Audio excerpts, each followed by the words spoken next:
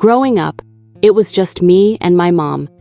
My dad left when I was little, and from then on it was the two of us against the world.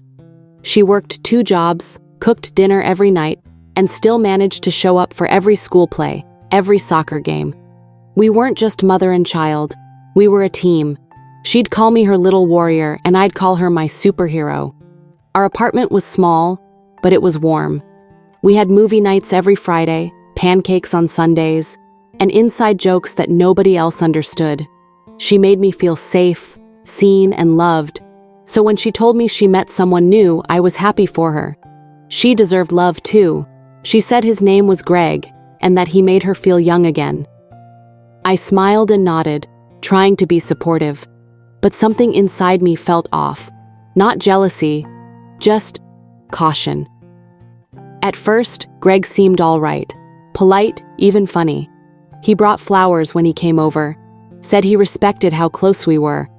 But little by little, things started to shift. Greg moved in after just a few months of dating my mom. I thought it was fast, but she seemed so happy, and I didn't want to be the one to question it. So I kept quiet. At first. But once he was in the house full-time, the little things started to feel off. He'd make comments like, "Teenagers are so lazy these days," right after I finished doing chores.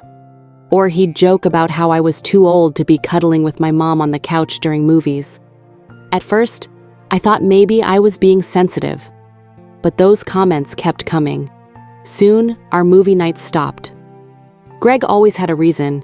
He was tired or he wanted to watch something more adult. My mom would just agree with him. Then he started criticizing how I dressed, how I talked, even what I ate. He never yelled. He didn't need to. He had a way of making me feel like I was a guest in my own home. I tried to talk to my mom about it.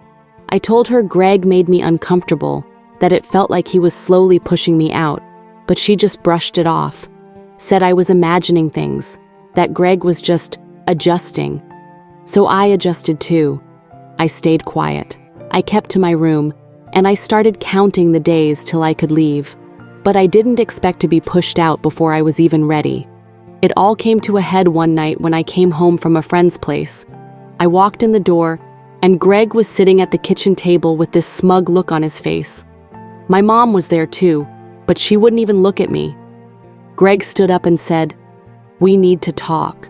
His tone made it sound like I'd done something terrible. He said he found something inappropriate on the family computer, and it had my name on the login. I was stunned. I hadn't even touched that computer in weeks. I tried to explain, told them I had no idea what he was talking about. But my mom didn't ask for proof. She just said, "I'm disappointed in you," and walked out of the room. I felt my heart drop. I stayed up all night in my room, trying to piece it together. Was it a mistake? Was Greg lying? But the next morning, my mom knocked on my door with a suitcase. "I think it's best if you stay with your aunt for a while," she said quietly. Not angrily, just cold. She didn't even hug me. I stood there with tears in my eyes, my whole life packed in one bag, while Greg watched from behind her with that same smug expression. That was the moment I realized I wasn't part of her world anymore. She chose him. Living with my aunt wasn't easy. She meant well, but her house was crowded, and I felt like a burden.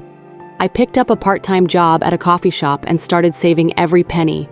I juggled work, school, and trying to figure out who I was without my mom in my corner. For months, I didn't hear from her, not even on my birthday. I saw pictures online, my mom and Greg at dinner parties, on vacations, smiling, like I never existed. I was angry, but more than that, I was hurt. I kept asking myself what I did wrong, what I could have said to make her believe me. I'd stare at my phone hoping for a message. Nothing came, but little by little I stopped waiting. I made new friends. I found a roommate and moved into a tiny studio. It wasn't much, but it was mine. I was surviving, and eventually I started thriving. Then one day, over a year later, I got a call. It was my mom. Her voice was shaky.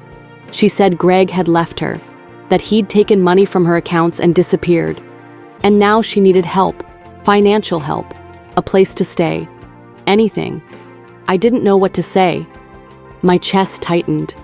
This was the moment I had imagined 100 times, but it didn't feel like victory.